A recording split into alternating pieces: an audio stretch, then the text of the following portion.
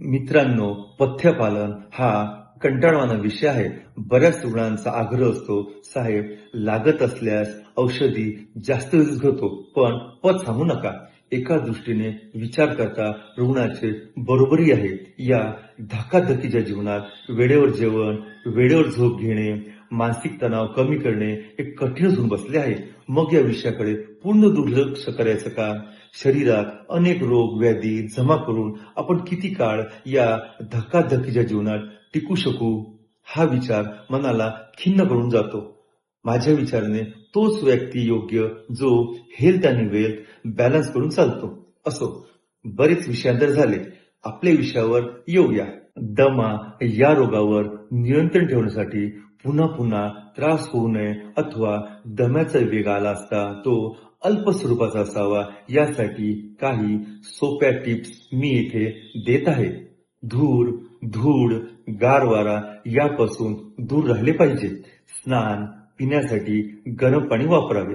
रुग्णाला सामान्यतः उष्ण उपचाराने बरे वाटते.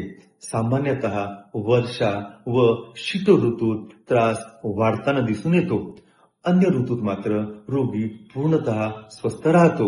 रुग्ण झोपला असता त्रास अधिक वाढतो, तर उठून बसले असता बरं वाटते.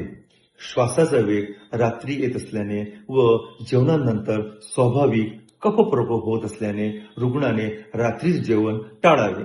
सायंकाळी लवकर व तोही अल्प प्रमाणात पचायला हलका पातळ आहार घ्यायला हरकत नाही. लसूण व अद्रक दररोज आहारात जरूर असले पाहिजे.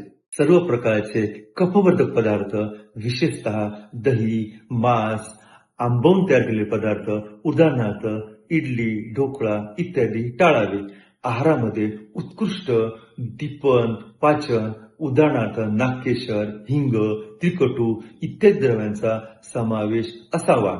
वर्षा ऋतू सुरू होण्याच्या आधीच म्हणजेच मेच्या सुमारास रुग्णास वमन दिले असता रुग्णाला संपूर्ण वर्षभर दम्याचा वेग येत नाही व तो वेग आलाच तर अगदी अल्प प्रमाणात असतो. मित्रहो, तुम्हाला श्वास या रोगाबद्दल 3 भागात दिलेली माहिती कशी वाटली याबद्दल जरूर कळवावे. धन्यवाद.